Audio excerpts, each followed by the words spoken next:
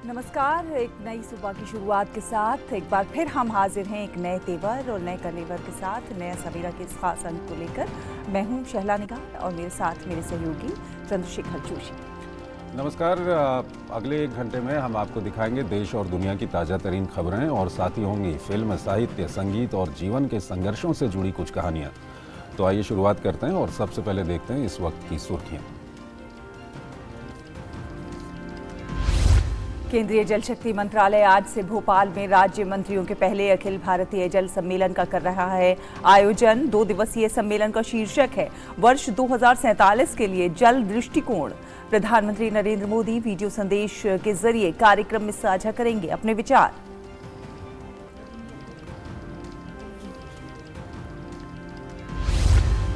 केंद्रीय गृह एवं सहकारिता मंत्री अमित शाह आज त्रिपुरा दौरे पर धर्मनगर और सबरूम में जन विश्वास यात्राओं को झंडी दिखाकर रवाना करने के साथ ही जनसभाओं को भी करेंगे संबोधित।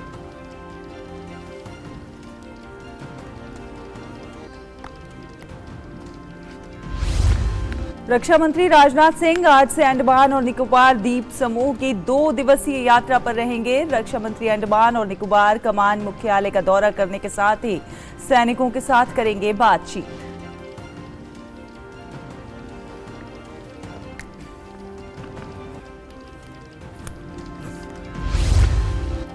सरकार ने देश को ऊर्जा क्षेत्र में आत्मनिर्भर बनाने के लिए राष्ट्रीय हरित हाइड्रोजन मिशन को मंजूरी दी।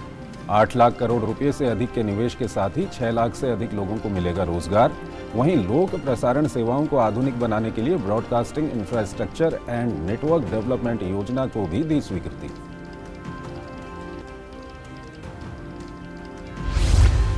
भाजपा के राष्ट्रीय अध्यक्ष जेपी नड्डा आज से कर्नाटक के 2 दिवसीय दौरे पर। नड्डा तुमकुरू और चित्रदुर्ग जिलों में प्रमुख मठों का भी दौरा करने के साथ साथ पार्टी नेताओं और कार्यकर्ताओं के साथ करेंगे बैठक।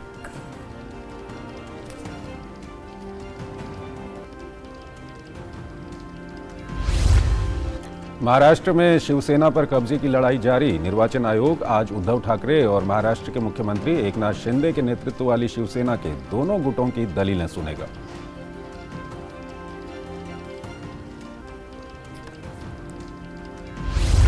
और खेल की खबरों में भारत और श्रीलंका के बीच दूसरा T20 मैच आज शाम पुणे में होगा शुरू। मुंबई में खेले गए पहले मैच में भारतीय टीम ने 2 रन से जीत दर्ज कर सीरीज में बना ली है 1-0 की बढ़त।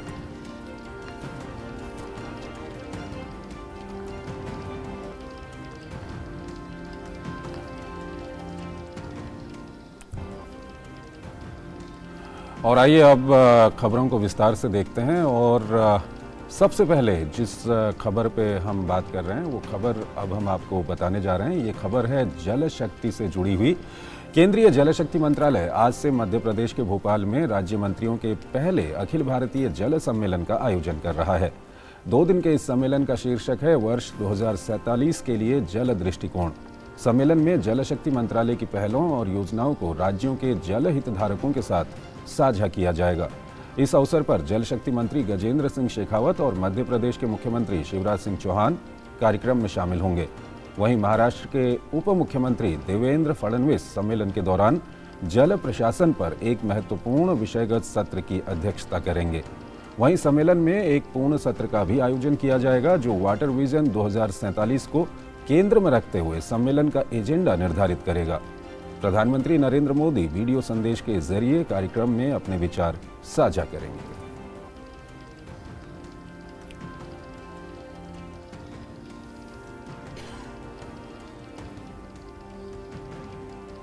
तो काफ़ी महत्वपूर्ण है आज का ये जल सम्मेलन और इसमें 2047 के लिए जो दृष्टिकोण है जल को लेकर के वो साझा किया जाएगा, आपस में साझा करेंगे। और सबसे महत्वपूर्ण जो है वो प्रधानमंत्री का संबोधन है। और जैसा कि हम जानते हैं कि प्रधानमंत्री लगातार जल संरक्षण पर विशेष जोर देते रहे हैं, चाहे उनका मन की बात का कार्यक्रम हो या कई अन्य जगहों पर अंतर्राष्ट्रीय मंचों पे भी प्रधानमंत्री ने इस पर काफ़ी जोर दिया है। हमारे संवाददाता हमारे साथ जुड़ रहे हैं, हमारे साथ अजीत द्विवेदी जुड़ रहे हैं भोपाल से, उनसे बातचीत करेंगे। अजीत, आज का जो ये सम्मेलन है कितना महत्वपूर्ण इसको माना जा सकता है? बिल्कुल, देखिए चंद्रशेखर, बहुत ही महत्वपूर्ण ये सम्मेलन है, क्योंकि जिस तरीके से जल को लेकर बात हो रही है और हमने देखा है कि पिछले कुछ वर्षों में सरकार ने तमाम स्तर पर जल संसाधनों को बढ़ाने के लिए काम किया है। और जल हालांकि देखिए राज्य का विषय है और राज्य सूची में ये विषय है, तो इसलिए बहुत जरूरी है कि राज्यों के साथ एक समन्वय, एक कोऑर्डिनेशन बना के काम किया जाए। और इसी कड़ी में ये जो सम्मेलन यहाँ पर आयोजित किया जा रहा है, जिसमें कि विभिन्न जो राज्य हैं और जो यूनियन टेरिटरी है, केंद्र शासित प्रदेश है, उसके जो जल मंत्री हैं या पीएचई मंत्री है, वो इसमें शामिल होंगे। और जल की जो अधोसंरचना है, जो उसकी गुणवत्ता है, जो उसके लिए जो एक रोडमैप तैयार किया जाना है, जिससे कि जो वाटर विजन 2047 जो है, वहां तक किस तरीके से जल को हम को एक पूरी तरीके से हम उसमें आत्मनिर्भर हो सकते हैं, किस तरीके से जल संरचना को लेकर गांव गांव तक हम जो है हम जल पहुंचा सकते हैं। और जल को लेकर देखिए लगातार उसकी गुणवत्ता को लेकर, और अभी तक देश में बहुत सारे ऐसे इलाके हैं जहां पर कि पीने का पानी सहज रूप से उपलब्ध नहीं है, और लगातार पीने के पानी की जो है वो कमी जो है वो होती जा रही है या समस्याएं पैदा हो रही है। और जिस कारण से कि लगातार तमाम अभियान चलाए जा रहे हैं। हमने घर घर जल पहुंचाने का अभियान शुरू किया है, तमाम जैसे जल जीवन मिशन का अभियान चल रहा है। तो लेकिन इसको लेकर राज्य सरकार के साथ कोऑर्डिनेशन बहुत जरूरी है, उनके साथ समन्वय बहुत जरूरी है। और वाटर विजन जो है वो तैयार किया गया है, जिससे कि तमाम जो राज्य हैं, केंद्र शासित प्रदेश है, उनके साथ एक कोऑर्डिनेशन बनाकर काम किया जाए। और इसी कड़ी में ये 2 दिन का यहाँ पर ये सम्मेलन आयोजित किया जा रहा है, जिसमें कि केंद्रीय मंत्री गजेंद्र सिंह शेखावत शामिल होंगे, साथ ही राज्यों के जो पीएचई मंत्री हैं वो शामिल होंगे। और यहाँ पर मंथन किया जाएगा, समस्याएं समझी जाएंगी, किस राज्य में क्या चुनौतियां हैं, किस राज्य में क्या इंफ्रास्ट्रक्चर है और किस राज्य को क्या आवश्यकता है। इन तमाम विषयों पर यहाँ पर बात की जाएगी, इन तमाम विषयों पर मंथन होगा और कोशिश की जाएगी कि पूरे देश में जहां पर भी जल से संबंधित समस्याएं हो, अधोसंरचना का विकास करना हो या कोई भी ऐसी चीज हो जो कि जल के संसाधनों को आगे बढ़ाने में काम किया जा सके, उन सब विषयों पर यहाँ पर बात की जाएगी। और कोशिश की जाएगी कि देश के कोने कोने में और गांव गांव तक जो है एक वाटर बॉडी जो है, जल की अधोसंरचना जो है, हर घर नल से जल पहुंचाने का जो एक मिशन है, उसको किस तरीके से अमली जामा पहनाया जाए, किस तरीके से उसको ग्रास रूट पे, ग्राउंड पे उतारा जाए, उसको इस पर भी यहाँ पर चर्चा की जाएगी। और 2 दिनों तक तमाम इन विषयों पर यहाँ पर मंथन होगा और कोशिश की जाएगी कि इन सभी मुद्दों को, जो कि राज्यों के स्तर पर है, केंद्र के स्तर पर है और जल संसाधन के स्तर पर है, उसको जो है हल किया जाए, उस पर चर्चा की जाए। और तमाम समस्याएं जो इसमें आती है, इन सभी चीजों को लागू करने में या ग्राउंड लेवल पे उतारने में आती है, उन तमाम चीजों को, उन तमाम समस्याओं का जो है निराकरण जो है इस सम्मेलन में किया जाए, उसको हल किया जाए। और राज्यों को जो है उनकी जो चुनौतियां हैं उसको भी जो है हल करने का प्रयास जो है इसमें किया जाएगा, जिससे कि जो वाटर बॉडी है, जो जल संरचना है और जो जल को लेकर एक बेहतर उपयोग किया जा सकता है, जल को लेकर एक बहुत अच्छा जो एक मैनेजमेंट किया जा सकता है, उसको यहाँ पर लागू करने की कोशिश की जाएगी। बिल्कुल अजीत, हम जानते हैं, सभी जानते हैं कि जल है तो कल है, लेकिन काफी समय से जिस तरह से देखा गया कि जल संरक्षण के प्रति लोग उदासीन हो गए और उसका नतीजा ये देखने को मिला कि जल स्तर काफी नीचे जाता चला गया, बहुत सारे प्राकृतिक हमारे जो जल स्रोत हैं वो सूख गए। लेकिन जब से प्रधानमंत्री नरेंद्र मोदी ने जल संरक्षण के लिए अपील की है, उसका नतीजा ये देखने को मिल रहा है कि जगह जगह जल प्रहरी निकलकर सामने आ रहे हैं और खुद से जल संरक्षण के काम कर रहे हैं। कहीं कोई तालाब खोद दे रहा है तो कहीं जो हमारी जो प्राकृतिक स्रोत हैं, बावड़ियां हैं, उनको पुनर्जीवित करने के लिए प्रयास हो रहे हैं। बहुत सारे प्रयास हो रहे हैं, एक तरह से बड़ा आंदोलन बन गया है। आज प्रधानमंत्री नरेंद्र मोदी एक संदेश भी देंगे, काफी महत्वपूर्ण होगा फिर वो संदेश।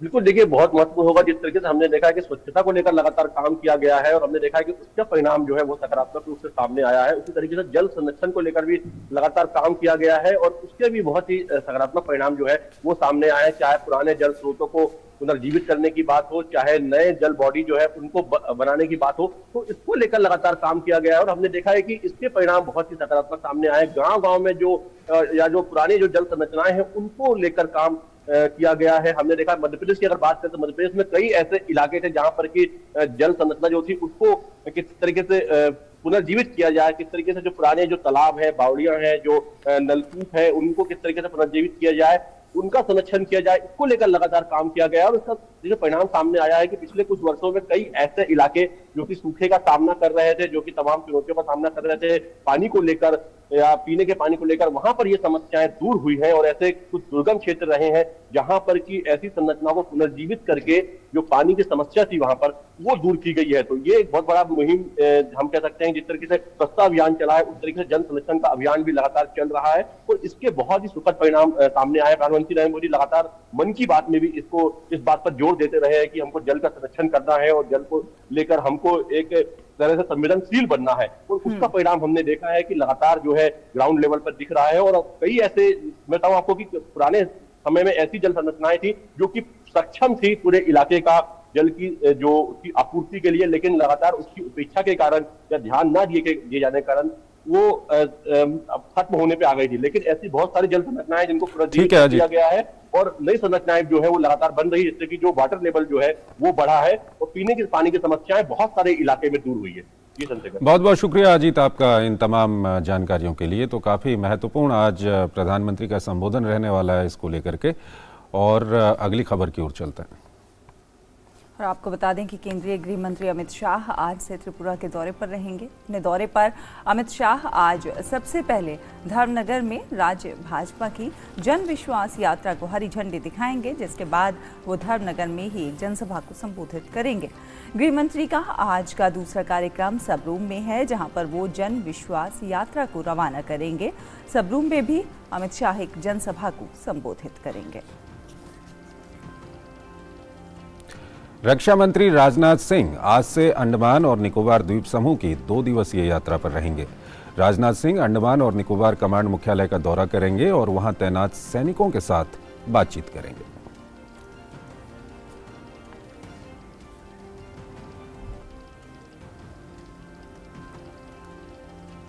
और भारतीय जनता पार्टी के राष्ट्रीय अध्यक्ष जेपी नड्डा आज से कर्नाटक के दौरे पर रहेंगे। जेपी नड्डा तुमकुरू, चित्रदुर्ग जिलों का दौरा करेंगे।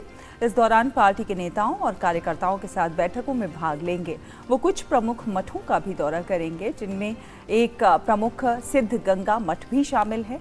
नड्डा आज तुमकुरू में तुमकुरू और मधुगिरी विधानसभा क्षेत्रों के भाजपा के शक्ति केंद्र प्रमुखों की बैठक में भाग लेंगे। जेपी नड्डा चित्रदुर्ग में वीरा मदगरी नायक, ओनाके ओबावा और BR अम्बेडकर की मूर्तियों पर माल्यार्पण करेंगे और पार्टी के कार्यकर्ताओं की बैठक में भाग लेंगे। जेपी नड्डा सिरीगेरे तरलाबालू मठ का भी दौरा करेंगे। अगली खबर की ओर चलते हैं। प्रधानमंत्री नरेंद्र मोदी की अध्यक्षता में बुधवार को केंद्रीय मंत्रिमंडल की बैठक हुई।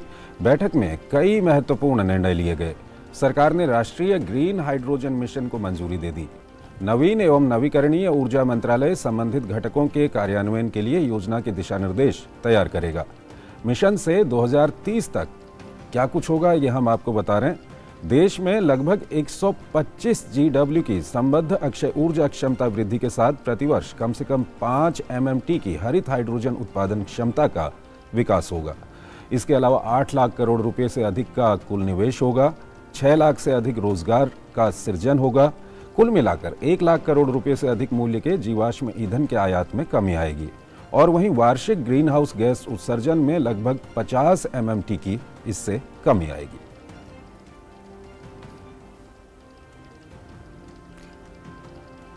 और दूरदर्शन और आकाशवाणी के आधुनिकीकरण के लिए कैबिनेट ने एक बेहद अहम फैसला लिया है। जी हां, 2,500 करोड़ रुपए की योजना को मंजूरी दी गई है। देश की 80% से अधिक आबादी तक पहुंचने के लिए आकाशवाणी के FM कवरेज को बढ़ाया जाएगा। दूरस्थ, जनजातीय, वामपंथी, उग्रवाद प्रभावित सीमावर्ती क्षेत्रों और आकांक्षी जिलों में रहने वाले लोगों को 8 lakh DD free dish DTH set top box वितरित किए जाएंगे। महाराष्ट्र में शिवसेना पर कब्जे की लड़ाई जारी है। निर्वाचन आयोग आज उद्धव ठाकरे और महाराष्ट्र के मुख्यमंत्री एकनाथ शिंदे के नेतृत्व वाली शिवसेना के दोनों गुटों की दलीलें सुनेगा। एकनाथ शिंदे शिवसेना का असली नेता होने का दावा करते आ रहे हैं। गौरतलब है कि शिवसेना के टूटने के बाद से मुख्यमंत्री एकनाथ शिंदे और उद्धव ठाकरे लगातार एक दूसरे पर निशाना साध रहे हैं।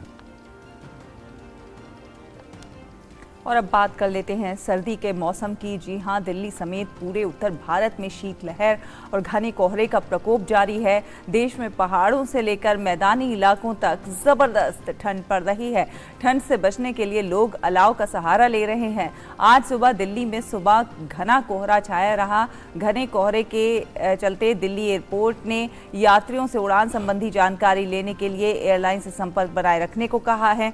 गौरतलब है कि मैदानी इलाकों में शीतलहर और पहाड़ों में बर्फबारी हो रही है। हिमालय से चल रही ठंडी हवाओं ने मैदानी इलाकों में ठिठुरन बढ़ा दी है। इसके साथ ही दिल्ली, यूपी सहित पूरा उत्तर भारत कड़ाके की ठंड से कांप रहा है।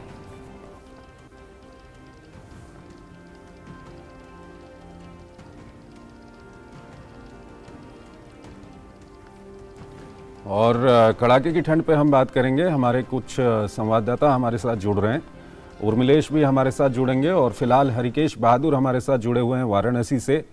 हरिकेश, काशी और काशी के आसपास का जो इलाका है, पूर्वांचल के इलाके की हम बात करें और यूपी की हम बात करें, तो किस तरह से ये कड़ाके की ठंड बढ़ रही है और क्या कुछ असर इसका आम जनजीवन पे दिख रहा है?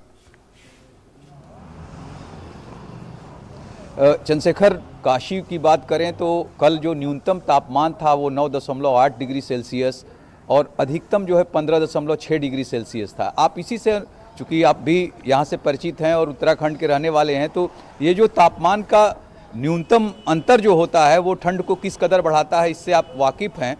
और यहाँ पर मैं आपको बताऊँ कि पिछले 4 दिनों से भगवान भास्कर ने दर्शन नहीं दिए हैं, तो इसलिए ठंड लगातार जो है कड़ाके की ठंड में बदल गई है।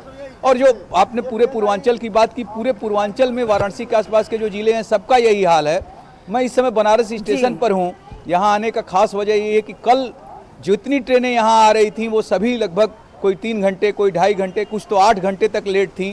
अभी जो शिवगंगा है दिल्ली से चल के बनारस स्टेशन पे आती है, वो अपने जो निर्धारित समय है उससे 2 घंटे 10 मिनट डिले बताया जा रहा है।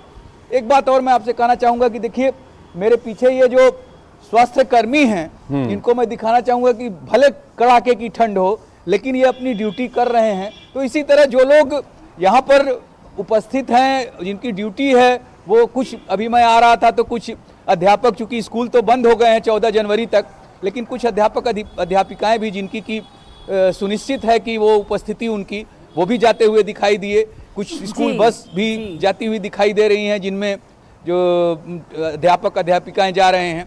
तो यहाँ पे सर्द, कड़ाके की सर्दी जिसको कह रहे हैं वो, और गलन लेके चूंकि आ गई है।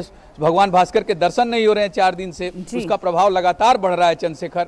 और इसका जो सीधा प्रभाव पड़ता है दृश्यता पे, उसका भी असर दिख रहा है, क्योंकि ट्रेनें लेट हैं, विमान जो है अपने निर्धारित समय से काफ़ी देर से पहुंच रहे हैं और कुछ तो स्थगित कर दिए जा रहे हैं। चंद्रशेखर, बिल्कुल हरिकेश, आपकी एक खास बात यह है, जब भी आप कोहरे की या फिर ठंड की रिपोर्टिंग करते हैं तो आप ऐसे स्थान पर जाकर खड़े होते हैं जहां पर जो लोगों की कर्मभूमि होती है और वहां पर लोग अपने काम को, कितनी भी मुश्किल हो लेकिन अपने काम को अंजाम देते हुए नजर आते हैं। आप बने रहिए हमारे साथ दिल्ली से उर्मिलेश भट्ट भी जुड़ गए हैं। उर्मिलेश, अगर दिल्ली की सर्दी की बात करें, देखिए हम लोग स्टूडियो में बैठे हैं और यहाँ पर भी हमें कपकपी चढ़ रही है। आप तो फील्ड में खड़े हैं और आपके पीछे हम देख पा रहे हैं दृश्यता काफी कम नजर आ रही है। अभी की सर्दी का हाल बताइए, किस तरह से लोग जो वहां पर आपके सराउंडिंग में दिख रहे हैं वो लोग कैसा महसूस कर रहे हैं?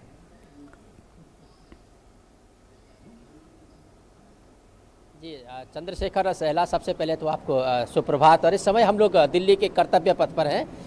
कर्तव्य पथ का आपको दृश्य दिखा दें कि यहाँ पर जो है अमूमन अगर सुबह की बात की जाए तो लोग सैर करने आते थे, लेकिन आज जो है आप देख सकते हैं कि यहाँ पर जो है गिने चुने लोग ही दिखाई दे रहे हैं। और वैसे अगर अमूमन दिनों में अगर देखी जाए सहला और चंद्रशेखर, तो यहाँ पर सुबह के सैर जो है करने वालों की काफ़ी भीड़ रहती थी, लेकिन आज यहाँ पर जो है भीड़ कम है। अगर कोहरे की बात की जाए तो जिस तरीके से पूरे उत्तर भारत में कोहरा पड़ रहा है, यहाँ पर भी जो है घना कोहरा आज सुबह देखा गया। हालांकि कल कोहरा कम था चंद्रशेखर और सहला, लेकिन आज जो है कोहरा जो है काफ़ी ज़्यादा है। और रही बात दृश्यता की, तो निश्चित तौर से जो है कहीं ना कहीं कोहरा होने के कारण जो है दृश्यता में जो है कमी आई है। वहीं दूसरी तरफ अगर मौसम विभाग की माने सहला और चंद्रशेखर, तो अभी ये कोहरा जो है अगले 3 से 4 दिन में रहेगा और कहीं ना कहीं पूरे उत्तर भारत जो है इसकी चपेट में है, शीतलहर की चपेट में है। उत्तर प्रदेश की बात की जाए तो वहाँ पे जो है मौसम विभाग ने जो है अलर्ट जारी किया है। उसी तरीके से अगर विजिबिलिटी की बात की जाए तो पंजाब के कई ऐसे जिले हैं, उत्तर प्रदेश हुआ, झारखंड हुआ, उसके अलावा जो है हरियाणा हुआ, कई ऐसे जिले थे जहाँ पर की विजिबिलिटी 0 रही है। तो निश्चित तौर से इससे कहीं ना कहीं यातायात में इसका प्रभाव पड़ा है और जो है जो गाड़ियों की रफ्तार थी सड़क मार्ग पर, उसकी कहीं ना कहीं जो है रफ्तार थमी है। वहीं दूसरी तरफ अगर बात की जाए ट्रेन की, तो कहीं ना कहीं रेलवे पर भी इसका असर पड़ा है। और रेलवे का अगर बात की जाए तो रेलवे की तरफ से अभी तक जो जानकारी मिली है, लगभग 1 दर्जन से अधिक ट्रेनें जो हैं देर नहीं, काफ़ी देर से चल रही हैं। हालांकि रेलवे का ये कहना है कि हमारी प्राथमिकता रफ्तार नहीं है, अपने यात्रियों को सुरक्षित गंतव्य तक पहुँचाना है। ऐसे में जो है कहीं ना कहीं जो है आम आदमी का जो जनजीवन है, इसमें जो है कहीं ना कहीं शीतलहर का काफ़ी प्रभाव पड़ा है। हालांकि किसानों के लिए काफ़ी खुशी की बात है जब ठंड पड़ी है। रबी की जो फसल है उसमें काफ़ी जो है फायदा किसानों को होगा, क्योंकि गेहूं की फसल इस समय है। साथ ही बात की जाए चंद्रशेखर, तो जो किसानों की इस समय सब्जियां खेतों में है, तो उस सब्जियों का कहीं ना कहीं, चाहे वो गोभी हो जो है, उसके अलावा भी जो और सब्जियां हैं, उन सब्जियों में कहीं ना कहीं जो बर्फ़ पड़ी है, जो पाला पड़ी है, तो उसकी मिठास और ज़्यादा हो जाएगी। लेकिन जो मधुमक्खी पालक किसान हैं या जो पशुपालक हैं या उसके अलावा जो है जिस तरीके से मछली पालक हैं, उनको खासा ध्यान देना होगा, क्योंकि इस समय मधुमक्खियाँ जो है ठंड से उनको जो है काफ़ी नुकसान हो सकता है, पशुओं को जो है नुकसान हो सकता है, और कहीं ना कहीं जो मछली पालक किसान हैं उनको भी जो इस ठंड से नुकसान हो सकता है। तो एक तरफ जहाँ किसानों की फसल बहुत अच्छी होने की संभावना है इस ठंड से, वहीं दूसरी तरफ जो है अपने मवेशियों की बचाने की ज़रूरत है। चंद्रशेखर और सहला। बिल्कुल, हरिकेश हमारे साथ बने हुए हैं। हरिकेश, आम जनजीवन पे इसका असर पड़ रहा है, तो एक तो ये तो बताइएगा कि प्रशासन की ओर से जो लोग बेघर हैं और जिनके पास सुविधाओं का अभाव है, उनके लिए क्या कुछ किया जा रहा है? साथ ही साथ खेती किसानी के लिहाज से, क्योंकि आप पूर्वांचल के केंद्र में स्थित हैं और काफ़ी अच्छी खेती किसानी इसके आसपास में होती है, तो खेती की किसानी के लिहाज से मौसम क्या कुछ कह रहा है? देखिए चंद्रशेखर, सबसे पहले तो उर्मिलेश ने जो जिक्र किया कि कर्तव्य पथ पर हैं और वहाँ पे सैर करने वालों की संख्या कम है, मॉर्निंग वॉक करने वालों की, तो यहाँ के समाचार पत्रों में जो डॉक्टर्स हैं उनकी सलाह लोगों के लिए छप रही है। क्योंकि ठंड इतनी पड़ रही है तो हर कोई अपनी तरह से जो भी है, हर तरह से अपनी तरफ से कोशिश करता है। काशी हिंदू विश्वविद्यालय के जो हृदय विशेषज्ञ हैं, उन्होंने लोगों को जो ओल्ड एज हैं और जो हृदय रोग से प्रभावित हैं, उन सब लोगों को ये सलाह दी है कि सुबह के समय मॉर्निंग वॉक पे ना निकलें। इसके अलावा जो बाल रोग विशेषज्ञ हैं, उन लोगों ने बच्चों को के बारे में सलाह दी है कि बच्चों को गुनगुना पानी, गर्म पानी पिलाएं, उनको सब्जियां खिलाएं, जो इस समय सब्जियों का जिक्र जैसा कि उर्मिलेश भी कर रहे थे।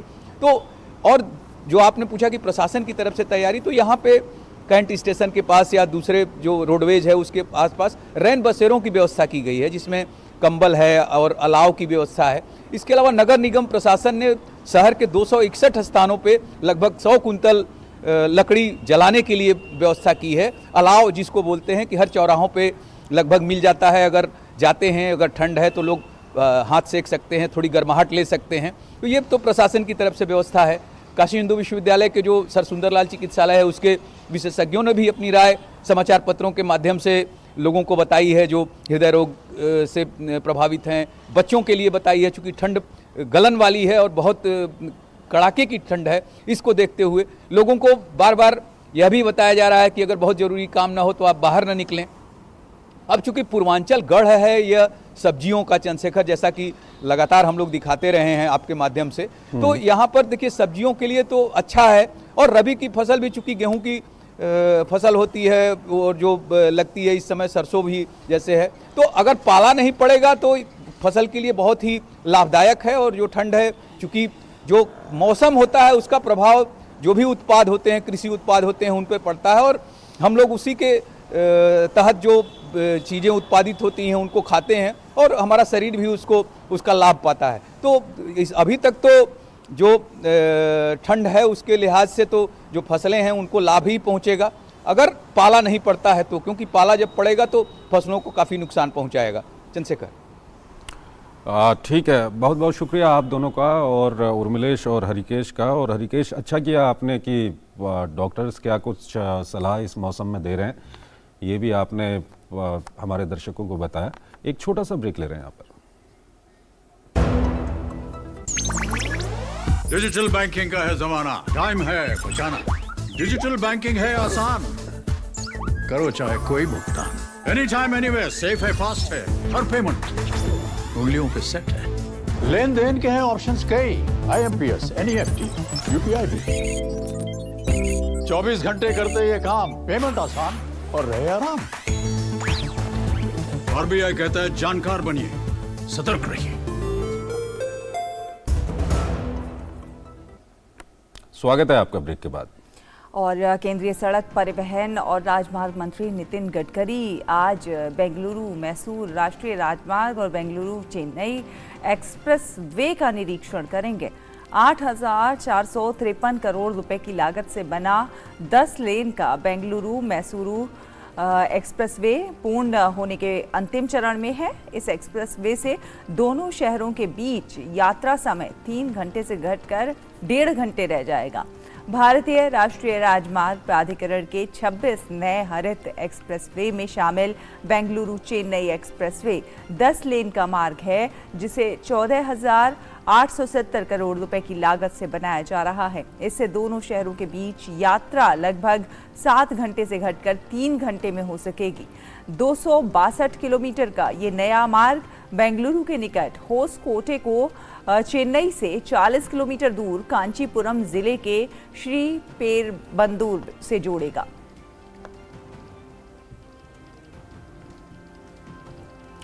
केंद्रीय मत्स्य पालन, पशुपालन और डेयरी मंत्री पुरुषोत्तम रूपाला आज तिरुवनंतपुरम में 29 सचल पशु चिकित्सा इकाइयों MUV और केंद्रीकृत कॉल सेंटर का शुभारंभ करेंगे। केरल के पशुपालक किसानों को इसका फायदा मिलेगा। ये सचल पशु चिकित्सा इकाइयां एक केंद्रीकृत कॉल सेंटर के जरिए काम करेंगी। पशुपालक किसी भी तरह की आपात स्थिति में हेल्पलाइन नंबर 1926 पर संपर्क करके पशु चिकित्सकों की सहायता ले सकेंगे। MBU दूर दराज के क्षेत्रों में किसानों या पशुपालकों को निदान, उपचार, टीकाकरण, मामूली शल्य चिकित्सा, दृश्य, श्रव्य और विस्तार सेवाएं प्रदान करेंगे। ये सचल इकाइयां पशु चिकित्सा से जुड़ी समस्याओं के समाधान और देश के दूरस्थ क्षेत्रों में सूचना के प्रसार के लिए वन स्टॉप सेंटर के रूप में भी कार्य करेंगे। और प्रधानमंत्री के परीक्षा पे चर्चा कार्यक्रम के लिए छात्रों, शिक्षकों और अभिभावकों में जबरदस्त उत्साह देखा जा रहा है। आगामी 27 जनवरी को होने वाले इस संवाद कार्यक्रम के लिए करीब 38,80,000 छात्रों, शिक्षकों और अभिभावकों ने अपना पंजीकरण करवाया है। हरियाणा के मेवात में भी इस कार्यक्रम को लेकर खासा उत्साह देखने को मिल रहा है। आपको दिखाते हैं एक खास रिपोर्ट। हरियाणा के मेवात के रहने वाले व्योमेश को साल 2020 में परीक्षा पे चर्चा कार्यक्रम के तीसरे संस्करण में शामिल होने का मौका मिला। व्योमेश खुश हैं कि प्रधानमंत्री के इस कार्यक्रम में शामिल होने से उसे परीक्षा के तनाव को दूर करने में तो मदद मिली ही, साथ ही उसके जीवन में भी इसके बाद सकारात्मक बदलाव आए और सपनों को नई उड़ान मिली। जब हम प्रधानमंत्री से मिलकर वापस आए तो एक मोटिवेशन तो आया कि मिलके आए हैं किसी बड़े सज्जन से, और उनकी बातों को हमने गौर से सुना भी, और उन्होंने बताया कि परीक्षा का स्ट्रेस नहीं रहना चाहिए, उसको एंजॉय के साथ वो करनी चाहिए। उसके बाद मेरी ज़िंदगी में मतलब बहुत बदलाव आए कि एक तो ये हुआ है कि मैंने जो भी 10th के बाद अपने जितने भी मतलब कोचिंग्स के लिए जो भी गवर्नमेंट की वो स्कीम्स होती हैं उनमें अप्लाई किया, तो उनमें मेरा ज़्यादातर में सिलेक्शन हो चुका है। मेवात के बच्चे अब जिस तरह से उनका मैंने उत्साह देखा है, जिस तरह से पढ़ाई में रुचि दिखाई है, अब ये लगा लीजिए 2 बच्चे नहीं, अब आप दर्जनों की बात कीजिए जो IAS, PCS, हमारे हरियाणा हाई कोर्ट में, सुप्रीम कोर्ट में जजेस बनेंगे। अब मेवात ने एक झंडा गाड़ दिया है और वो झंडा तरक्की का झंडा है, और ये प्रधानमंत्री मोदी जी के प्रोग्राम की वजह से, उनके आशीर्वाद की वजह से हुए। आगामी 27 जनवरी को होने वाले परीक्षा पे चर्चा कार्यक्रम के लिए देश भर के छात्रों, शिक्षकों और अभिभावकों में जबरदस्त उत्साह देखने को मिल रहा है, और वो इस कार्यक्रम के जरिए प्रधानमंत्री को सुनने का बेसब्री से इंतजार कर रहे हैं। परीक्षा पे चर्चा का जो एक कार्यक्रम है, बहुत ही जबरदस्त और फायदेमंद कार्यक्रम। अभी तक हमने इसमें देखा है, पिछले सालों से जैसे ये लगातार हो रहा है, तो बहुत सारे बच्चों को जो एक फियर था, फोबिया था एग्जाम का, बहुत हद तक इस पर बच्चों ने ओवरकम किया। इवन हम टीचर्स जो हैं, उन्होंने भी इस बात को सीखा है कि हम बच्चों को किस तरह से, उनके पेरेंट्स को किस तरह से डील करें। परीक्षा पे चर्चा कार्यक्रम के लिए इस साल रिकॉर्ड संख्या में छात्रों, शिक्षकों और अभिभावकों ने पंजीकरण कराया है। परीक्षा पे चर्चा 2023 के लिए करीब 38,80,000 प्रतिभागियों ने पंजीकरण किया है, जो पिछले साल के मुकाबले 2 गुने से भी अधिक है। पंजीकरण कराने वालों में छात्रों की संख्या 31,24,000, शिक्षकों की संख्या 5,60,000, जबकि अभिभावकों की संख्या 1,95,000 है। 150 से अधिक देशों के छात्रों और 50 से अधिक देशों के शिक्षकों और अभिभावकों ने इस साल परीक्षा पे चर्चा कार्यक्रम के लिए पंजीकरण कराया है। गौरतलब है कि परीक्षा पे चर्चा प्रधानमंत्री का सबसे पसंदीदा कार्यक्रम है, जिसके जरिए वो देश भर के छात्रों के साथ रूबरू होते हैं और उन्हें परीक्षा के तनाव से निपटने के गुर बताते हैं। निशांत सौरभ के साथ ब्यूरो रिपोर्ट, डीडी न्यूज। प्रधानमंत्री के परीक्षा पे चर्चा कार्यक्रम के लिए छात्रों, शिक्षकों और अभिभावकों में जबरदस्त उत्साह देखा जा रहा है। आगामी 27 जनवरी को होने वाले इस संवाद कार्यक्रम के लिए करीब अब तक लाखों छात्रों, शिक्षकों और अभिभावकों ने पंजीकरण कराया है। परीक्षा पे चर्चा 2023 में जो भी विद्यार्थी इच्छुक हों वो अपने सवाल पूछ सकते हैं। आप अपने सवाल ddnews.ppc@gmail.com पर 10 जनवरी तक भेज दें। इनमें से कुछ चुनिंदा सवालों को तालकटोरा स्टेडियम में 27 जनवरी को होने वाले मुख्य कार्यक्रम के दौरान शामिल किया जा सकता है। आपके सवाल HD फॉर्मेट में होने चाहिए। और अब अगली खबर का रुख करते हैं। हमारी फौजों को सरहदों तक पहुंच देने वाली 28 महत्वपूर्ण सड़कों और पुलों का मंगलवार को रक्षा मंत्री द्वारा उद्घाटन किया गया। 700 करोड़ रुपए से अधिक की इन प्रोजेक्ट्स में अरुणाचल प्रदेश में सामरिक तौर पर जरूरी सड़कें और पुल शामिल हैं। इस संबंध में हमारी संवाददाता नंदिता डागर ने खास बातचीत की है सीमा सड़क संगठन के डीजी से। बॉर्डर रोड्स ऑर्गेनाइजेशन यानी कि सीमा सड़क संगठन इंडिया के लिए एक लाइफलाइन का काम कर रही है, क्योंकि ये रोड्स, ब्रिजेस, टनल्स बना रही है हमारे बॉर्डर्स तक, जो बड़े स्ट्रेटेजिक रोड्स हैं। हमारे साथ बॉर्डर रोड्स ऑर्गेनाइजेशन के DG lieutenant general Rajeev Chaudhary हैं। मोमेंटस दिन रहा आपके लिए, माइलस्टोन दिन रहा, क्योंकि 27 प्रोजेक्ट रक्षा मंत्री राजनाथ सिंह जी ने इनॉग्रेट करे। करीब 700 करोड़ से ऊपर रुपए के प्रोजेक्ट्स हैं वो। उनकी क्या स्ट्रेटेजिक सिग्निफिकेंस है सर? वहाँ पर माननीय रक्षा मंत्री महोदय ने 28 प्रोजेक्ट्स का इनॉग्रेशन किया। उसमें 28 में सियोम ब्रिज जो 100 मीटर लंबा है और ये स्टील आर्च ब्रिज है, जो BRO ने पहली बार एक सिग्नेचर ब्रिज है वहाँ पर बनाया है। इसकी स्ट्रैटेजिक इंपॉर्टेंस बहुत ज़्यादा है कि जब हमारी फोर्सेस को आगे हम ले जाने की ज़रूरत पड़ेगी तो हम इस एक्सिस से पासीघाट, बोलिंग से आगे अलोंग और टूटिंग तक हम आराम से जा सकते हैं। क्लास 70 ब्रिज है। पहले यहाँ पर क्लास 18 ब्रिज हुआ करता था, जिस पे हमारे हैवी मशीनरी, गन्स, टैंक्स नहीं जा सकते थे। दूसरा, connectivity to the people of that place, मतलब वहाँ के लोगों के लिए। जैसे ये ब्रिज जो है बहुत महत्वपूर्ण है। पासीघाट से अलोंग को जोड़ता है, अलोंग से यिंगक्योंग को जोड़ता है और यिंगक्योंग से टूटिंग को जोड़ता है। उसमें से 67 प्रोजेक्ट्स जो हैं अरुणाचल प्रदेश में आए हैं। तो आप ये देखिए कि 67 का मतलब 30% के करीब जो है अरुणाचल में बने हैं केवल। और इससे जो हमारी सरकार है उसकी जो एक्ट ईस्ट पॉलिसी है उसको, उसके ऊपर जो हमारा फोकस रहा है गवर्नमेंट का, उसको हम बढ़ावा दे रहे हैं और जहाँ के लोगों का विकास हो रहा है अरुणाचल प्रदेश के, और ऑफ कोर्स स्ट्रैटेजिक दृष्टि से बहुत इम्पॉर्टेंट है। जनरल सर, दिसंबर 2022 में हमने देखा कि चाइनीज़ PLA ने अटेम्प्ट किया इनकर्जन का, जिसको हमारी फ़ौज ने सक्सेसफुली रिपेल कर दिया तवांग सेक्टर में। तो वहाँ पर उस सेक्टर में हमारा क्या अभी कोई बड़ा अपकमिंग प्रोजेक्ट है जो हमारे ट्रूप्स की मोबिलाइजेशन के लिए और स्ट्रेटेजिक तरीके नज़रिए से हमारे लिए बहुत वाइटल साबित होगा? जैसे मैंने आपको बताया कि पिछले 2 सालों में 205 प्रोजेक्ट जो BRO ने कंप्लीट किए GS फंड से, उसमें 67 प्रोजेक्ट अरुणाचल में बने हैं। और सबसे महत्वपूर्ण है उसमें निचुपू टनल जो BCT रोड पर आ रही है, बालीपारा चारद्वार तवांग, और सेला टनल जो अपनी फाइनल स्टेजेस में है, उसके आगे डामटेंग यांगसे रोड जो जहाँ पर ये हादसा हुआ उस तक हमने कनेक्टिविटी अभी दे दी है।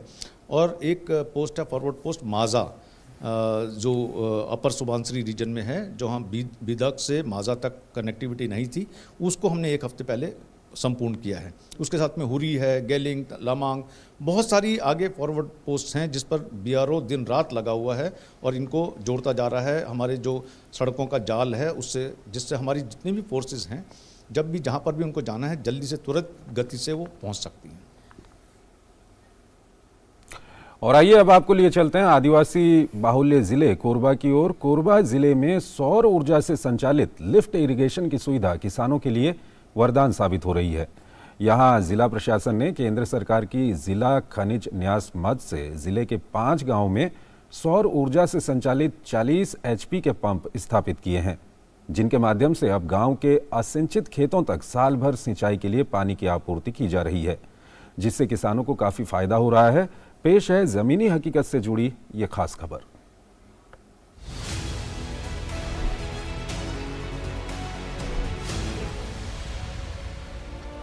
छत्तीसगढ़ के आकांक्षी जिले कोरबा में किसानों की आय बढ़ाने के लिए केंद्र की कई योजनाएं चलाई जा रही हैं। इन्हीं में से सौर ऊर्जा से संचालित लिफ्ट इरिगेशन की सुविधा किसानों के लिए वरदान साबित हो रही है। यहाँ जिला प्रशासन ने केंद्र सरकार की जिला खनिज न्यास मद से जिले के 5 गांव में क्रेडा की मदद से सौर ऊर्जा से संचालित 40 HP के पंप स्थापित किए हैं, जिनके माध्यम से अब गांव के असिंचित खेतों तक साल भर सिंचाई के लिए पानी की आपूर्ति की जा रही है। एकर से अब किसान ला पानी मिल गए तो पानी ही सब कुछ है। हमन एक फसल खरीफ में लगात रहन, वो भी वर्षा आधारित रही से, तो लास्ट में एक पानी के कारण फसल खराब हो जाए, वो खराब नहीं है, दूसरा रबी फसल में हमन और दूसरा खेती कर सकत हन। ऐसे हमार खेत तक पानी पहुंच गए तो कई ठो फसल ले सकत हन। ये पानी हमन ला स्टाफ डैम के माध्यम से जो क्रेडा विभाग वाले मन पाइपलाइन लगा है उखर से हमन ला पानी वहाँ तक खेत तक पहुँच जाही। तो हमन अभी केवल खरीफ फसल लेवत हन, धान बस लेवत हन, तो आगे चल के हमन गेहूँ दाल वगैरह के या फिर सब्जी भाजी खेती करबो तो हमन ला बहुत फायदा हुई। कोरबा कलेक्टर के मुताबिक इस योजना के तहत सभी 5 गांवों में क्रेडा के माध्यम से लिफ्ट इरिगेशन की सुविधा प्रारंभ होने के बाद अब 120 हेक्टेयर जमीन सीधे सिंचित होने से 300 से अधिक किसानों को सीधे लाभ मिल रहा है। 5 जगह कुल सोलर एलाइज करवाया गया लिफ्ट इरिगेशन सिस्टम क्रेडा के सोलर पंप के माध्यम से, और इसमें 5 जगह लगभग 120 हेक्टेयर में जो किसानों को लगातार फायदा मिल रहा है। और इसमें अच्छी बात यह है कि ये वैसे पॉकेट्स में है जहां हमारे पास और कोई ऑप्शन अवेलेबल नहीं था इरिगेशन का। गौरतलब है कि पहले आदिवासी बाहुल्य इन गांव के समीप नालों में पानी होने के बाद भी इसका उपयोग किसान नहीं कर पा रहे थे, लेकिन केंद्र सरकार की खनिज न्यास मद से जिला प्रशासन द्वारा लिफ्ट इरिगेशन की सुविधा बहाल होने के बाद अब किसानों को इसका सीधा लाभ मिल रहा है, जिससे किसानों की आर्थिक हालात में भी काफी सुधार हुआ है। Bureau report, DD news.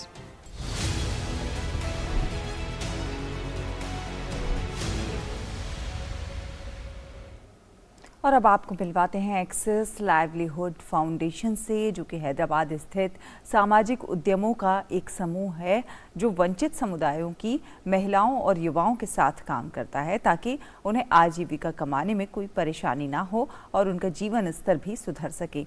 Access livelihoods को देश में सर्वश्रेष्ठ इंक्यूबेटर के लिए राष्ट्रीय स्टार्टअप पुरस्कार भी मिल चुका है। ये इंक्यूबेटर किस तरह हाशिए पर स्थित लोगों की आजीविका कमाने में मदद कर रहा है, आपको दिखाते हैं इस रिपोर्ट में। हैदराबाद के गांव से आज हम आपको एक ऐसी कंपनी, एक ऐसी स्टार्टअप के बारे में बताने जा रहे हैं जिन्होंने गांव की महिला, खासतौर से जो गांव में रहती हैं, उनकी जिंदगी में आमूलचूल परिवर्तन लाने में एक बहुत ही अहम भूमिका निभाई है। ये कहानी है एक्सेस लाइवलीहुड की, और किस तरीके से ये बदलाव लाने में सक्षम हुए हैं देखते हैं इस खास रिपोर्ट में।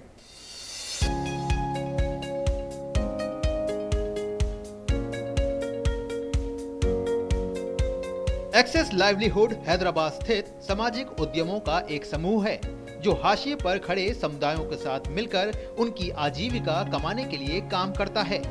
2005 में स्थापित एक्सेस लाइवलीहुड खास तौर से महिला स्वामित्व वाले उत्पादक उद्यमों को इनक्यूबेट करके उनके लिए समान और स्थायी आजीविका के अवसर पैदा करने का काम करता है। यह हाशिए पर स्थित समुदायों को आजीविका के लिए शुरू से आखिर तक समर्थन प्रदान करता है। मैं को फाउंडर हूँ एक ऑर्गेनाइजेशन जो हैदराबाद में काम करती है, एक्सेस लाइवलीहुड्स बोल के। हमारे काम ये है कि हम ग्रामीण महिलाओं के साथ उनके खुद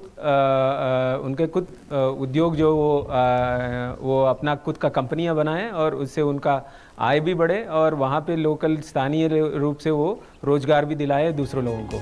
एक्सेस लाइवलीहुड छोटे और सीमांत किसानों, बुनकरों, आदिवासियों और छोटे पशुधन धारकों सहित 65,000 से अधिक सीमांत उत्पादकों के साथ सीधे तौर पर जुड़ा हुआ है। इसने 5 राज्यों जिसमें आंध्र प्रदेश, कर्नाटक, महाराष्ट्र, ओडिशा और तेलंगाना शामिल हैं, इनमें 56 उत्पादक उद्यमों को इंक्यूबेट किया है। देश में सिर्फ 20% महिलाएं जो 25 से 50 साल के बीच में रहते हैं, उनके जो आज इकोनॉमी में एक्टिव है। और बहुत सारे महिलाएं इसलिए नहीं कर पा रहे हैं क्योंकि वहाँ पे गांव के स्तर पे उनको मौका नहीं मिल रहा है। हम लोग यही काम कर रहे हैं कि गांव के स्तर पे ऐसे कैसे इंडस्ट्रीज़ को बनाएं जिसके थ्रू वो महिलाओं को ज़्यादा रोजगार मिले और वो खुद रोजगार बने, वो खुद कंपनी के ओनर्स बने और उसके साथ साथ वो बहुत सारे महिलाओं को भी वो रोजगार दिलाए और आय भी उनका बढ़ाए। एक्सेस लाइवलीहुड ग्रामीण महिला उत्पादकों के स्वामित्व और प्रबंधन वाली उत्पादक कंपनियों की स्थापना करता है और उत्पादक कंपनियों की स्थापना और प्रबंधन में उनका सहयोग करता है। इसने हजारों महिला उत्पादकों के बीच वित्तीय समावेशन के लिए 56.20 करोड़ से अधिक का निवेश किया है। बहुत सारे मिनिस्ट्रीज जैसे NITI Aayog, ministry of skill development, employment and entrepreneurship, ministry of agriculture and farmers welfare और मिनिस्ट्री ऑफ एक्सटर्नल अफेयर्स, इन सब ने हमको अलग अलग रूप से हमको मदद दिया और हमको प्रोत्साहन किया। बट इसके साथ साथ बहुत सारे इंटरनेशनल फाउंडेशंस ने हमारे साथ काम किया। गांव के स्तर पे अगर आप अच्छे काम, नेक काम करोगे और सच में इससे लोगों का भविष्य सुधर रहा है तो ये दिख जाता है। गांव जाएंगे तो आप देखेंगे, महिलाएं खुद बोलेंगे और जब ये दिखने लगता है तो बहुत सारे लोग आगे आते हैं इसको मदद करने के लिए। दिलचस्प बात यह है कि इसने 1500 से अधिक महिलाओं को साथ जोड़कर महाराष्ट्र की पहली महिला डेयरी की स्थापना की और पुणे के मावल में संचालन के पहले वर्ष के दौरान 11.5 करोड़ का कारोबार किया। ये इंक्यूबेटर प्रधानमंत्री के वोकल फॉर लोकल के मंत्र को आगे बढ़ाने में मदद कर रहा है। तापस भट्टाचार्य की रिपोर्ट, डीडी न्यूज।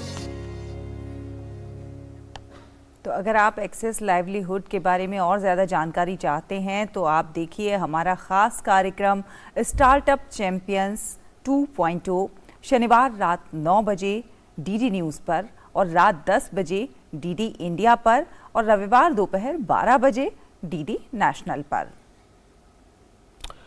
जब भी हम कभी जेल का नाम सुनते हैं जो हमें जुल्म और सितम की ही दास्तान की याद दिलाता है, मगर यूपी के शाहजहांपुर जेल का नज़ारा कुछ और ही बयां करता है।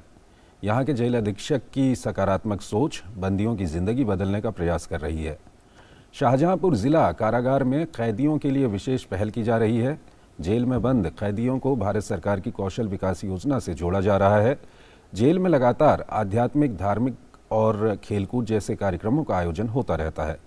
इसके साथ ही साथ सरकार की योजनाएं भी सीधे बंदियों तक पहुंचती हैं, जिसके तहत कैदियों को गमला बनाना, कंप्यूटर चलाना, नर्सरी संजोना और 1 डिस्ट्रिक्ट 1 प्रोडक्ट के तहत जरी दोजी का भी काम सिखाया जाता है।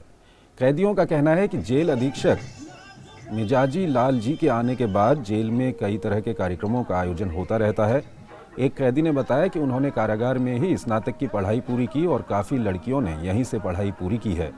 कैदियों का कहना है कि जेल में पढ़ाने के लिए शिक्षक भी उपलब्ध होते हैं। इसके साथ ही महिलाओं को कढ़ाई, बुनाई, सिलाई का काम भी सिखाया जाता है।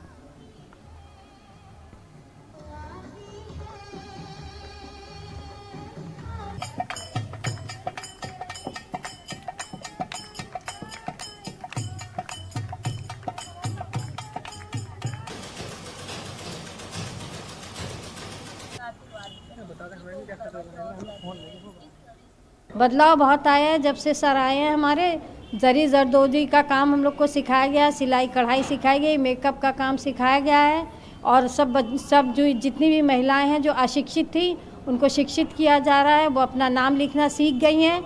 और सर ने जो है हमारे खाने पीने की पूरी जेल की बहुत अच्छी व्यवस्था कर रखी है। अगर कोई महिला या कोई भी पुरुष बंदी हमारा बीमार होता है उसका तत्काल उपचार किया जाता है। मेडिकल सुविधाएं भी नंबर 1 पे हैं। बच्चों का भी ध्यान रखा जाता है और ठंड में बचाव के लिए हम लोगों को गर्म पानी और जलाने के लिए लकड़ी भी सर देते हैं और अभी गर्म ऊनी वस्त्रों का और शॉलों का भी वितरण किया गया है। हमने यहीं से पढ़ाई की है, बीए फाइनल किया है, यहीं पर से ग्रेजुएशन किया है।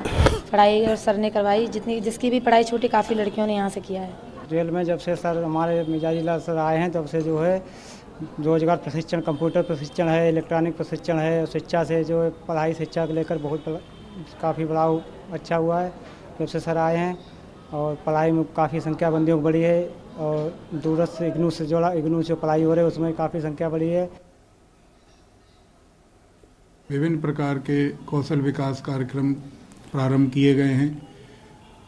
ODOP के तहत इस जनपद को जरी जरदोजी के लिए चिन्हित किया गया है। उसके लिए भी हमने महिला और पुरुष दोनों बंदियों को प्रशिक्षक के द्वारा प्रशिक्षित किया है और हमारी महिलाएं बहुत अच्छा जरी जरदोजी का काम कर रही हैं। कारागार में नियमित रूप से खेलकूद की मुकाबले चलते रहते हैं। बंदियों के आध्यात्मिक, सांस्कृतिक और शैक्षणिक विकास के लिए योगा, प्राणायाम और आध्यात्मिक और सांस्कृतिक कार्यक्रम जिसमें सत्संग हो गए, रासलीला हो गई, अन्य सांस्कृतिक कार्यक्रम हो गए, इनके द्वारा बंदियों को अवसाद और तनाव से मुक्त रखने और उनके स्वस्थ मनोरंजन के लिए व्यवस्थाएं की जाती हैं। और पर्व मकर संक्रांति को अब कुछ ही दिन शेष रह गए हैं। गुजरात में पतंग उड़ाने के शौकीनों ने अपनी पसंदीदा पतंगें खरीदना शुरू कर दी हैं। हर साल पतंगों पर फिल्मी नायकों, नायिकाओं, क्रिकेटरों की तस्वीरों वाली पतंगें बहुत ज़्यादा बिकती हैं, लेकिन इस साल पतंग मार्केट में प्रधानमंत्री नरेंद्र मोदी की तस्वीरों वाली पतंगों की भारी मांग है। सूरत में दिन रात प्रधानमंत्री मोदी की फोटो वाली पतंगें बनाई जा रही हैं।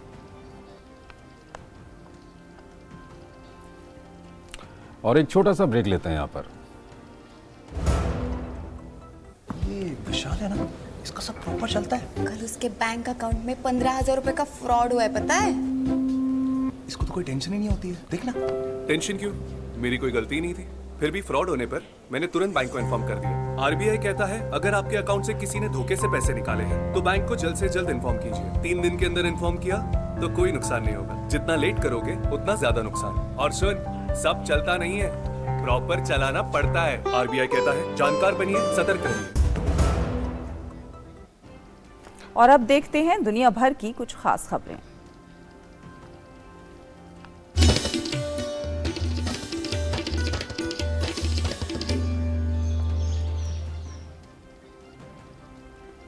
विश्व स्वास्थ्य संगठन के प्रमुख टेड्रोस एडनॉम गैब्रेसियस ने चीन से अस्पताल में भर्ती मरीजों और मौतों से जुड़े विश्वसनीय डेटा साझा करने को कहा है। उन्होंने चीन के हालात को लेकर चिंता भी व्यक्त की है। इसके अलावा उन्होंने चीन से अधिक व्यापक रियल टाइम वायरल सीक्वेंसिंग की जानकारी देने के लिए भी कहा है। विश्व स्वास्थ्य संगठन ने यह भी कहा है कि चीन की ओर से जारी किए गए डेटा से पता चलता है कि ओमिक्रॉन के उप स्वरूप BA.5.2 और BF.7 से ही लोग संक्रमित हो रहे हैं और ये 97.5% मामलों के लिए जिम्मेदार हैं। WHO ने कहा है कि ये विश्व स्तर पर कोविड स्थिति की बारीकी से निगरानी कर रहा है। ईरान ने ऑस्कर पुरस्कार से सम्मानित फिल्म की प्रख्यात अभिनेत्री तारनेह अली दुस्ती को करीब 3 सप्ताह के बाद रिहा कर दिया। उन्हें सरकार विरोधी प्रदर्शनों के दमन की आलोचना करने की वजह से जेल भेजा गया था। स्थानीय मीडिया ने बुधवार को यह जानकारी दी। ईरान की समाचार एजेंसी के मुताबिक ऑस्कर सम्मानित फिल्म द सेल्समैन में अभिनय करने वाली अली दुस्ती को जमानत पर रिहा कर दिया गया है। यह फिल्म वर्ष 2016 में प्रदर्शित हुई थी। तेहरान की बदनाम एविन कारागार से बुधवार को रिहा होने के बाद अली दुस्ती फूल लिए हुए अपने दोस्तों से घिरी हुई दिखीं। अली दुस्ती कई ईरानी हस्तियों के साथ उस अभियान में शामिल हुई थीं जिसमें राष्ट्रव्यापी प्रदर्शनों का समर्थन किया गया था और अधिकारियों द्वारा विरोध प्रदर्शनों को हिंसक तरीके से कुचलने की निंदा की गई थी। और आइए अब आपको लिए चलते हैं खेल की खबरों की ओर।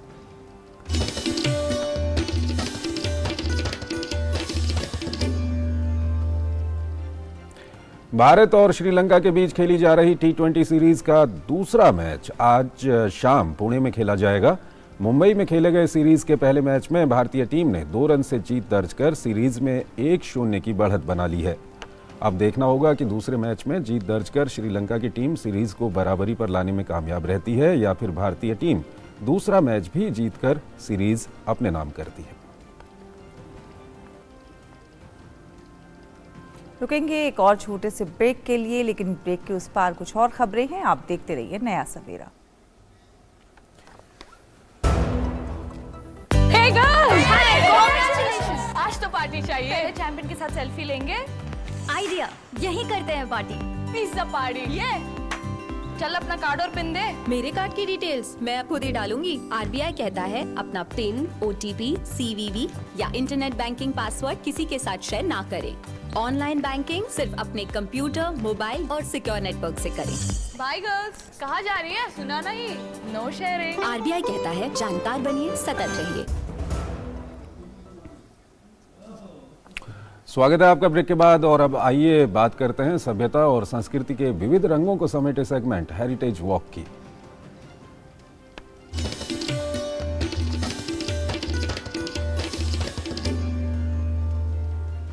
तो चलिए हेरिटेज वॉक में आज हम आपको लेकर चलेंगे अहमदाबाद स्थित सरखेज रोज़ा की सैर पर। सूफी पीर अहमद बख्श के सम्मान में सरखेज रोज़ा में 15वीं सदी में सुल्तान महमूद बेगड़ा ने एक मकबरा बनवाया था। बाद में इस परिसर का और विस्तार करते हुए यहाँ पर कई और इमारतें बनवाई गई।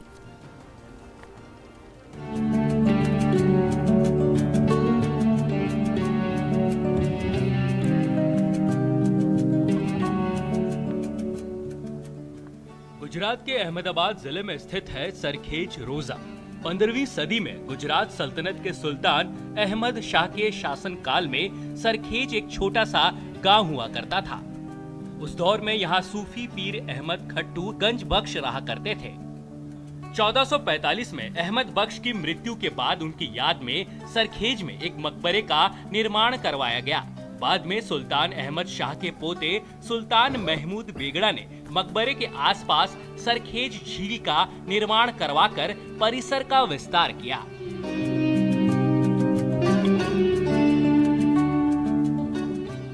सरखेज रोज़ा परिसर में मकबरा, मस्जिद और महल जैसी कई इमारतें स्थित हैं। इन खूबसूरत इमारतों में भारतीय और विदेशी वास्तुकला का बेहतरीन संगम देखने को मिलता है। मुजफ्फरीद वंश के शासक सुल्तान अहमद शाह प्रथम के नाम पर ही अहमदाबाद शहर का नाम पड़ा। उनके कार्यकाल में सरखेज भारत में सूफी परंपरा का अहम केंद्र हुआ करता था। सरखेज रोज़ा में शुरुआती इस्लामिक वास्तुकला और हिंदू व जैन स्थापत्य के मिलने से इंडो सरसैनिक वास्तुकला का अद्भुत संगम देखने को मिलता है। अहमदाबाद शहर के बाहर बसा ये परिसर आज भी गुजरात और भारत के शानदार इतिहास के दर्शन कराता है। हजारों लोग अपनी समृद्ध विरासत के दर्शन करने सरखेज रोज़ा आते हैं। Bureau report, DD news.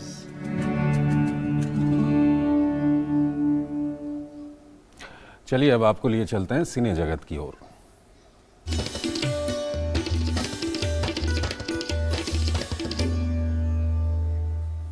तो सिनेमा के इस अंक में आज बात करेंगे जानवर और इंसानों के बीच के रिश्ते को दिखाती फिल्म लकड़बग्घा के बारे में, जिसका ट्रेलर हाल ही में रिलीज हुआ है।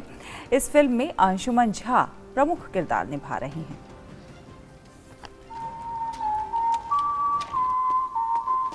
Always fight for what's right, Arjun, especially उनके लिए। फिल्म लकड़बग्घा का ट्रेलर रिलीज हो गया है। इस फिल्म की कहानी कुछ अलग देखने को मिलेगी। दरअसल इस फिल्म के ट्रेलर में नायक इंसानों के लिए नहीं बल्कि जानवरों के लिए लड़ता और अपनी आवाज उठाता नजर आ रहा है। लड़ना नहीं चाहता। फिल्म लकड़बग्घा में अंशुमन झा प्रमुख किरदार निभा रहे हैं। उनके साथ रिद्धि डोगरा भी मुख्य भूमिका निभा रही हैं।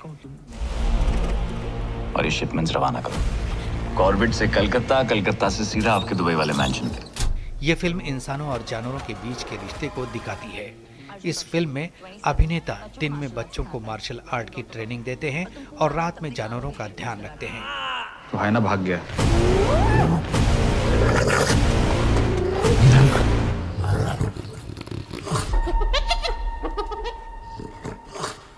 फिल्म के ट्रेलर में कलाकार दर्शकों को एक्शन के साथ साथ मार्शल आर्ट की कला दिखाते हुए भी नजर आ रहे हैं।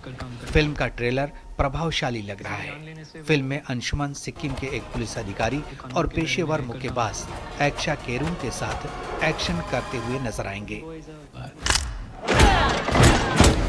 कुत्ते तभी भौंकते हैं जब लकड़बग्घा आसपास नहीं होता। फिल्म लकड़बग्घा को विक्टर मुखर्जी ने निर्देशित किया है। ये फिल्म 13 जनवरी को सिनेमा घरों में रिलीज होगी। Bureau report, DD news.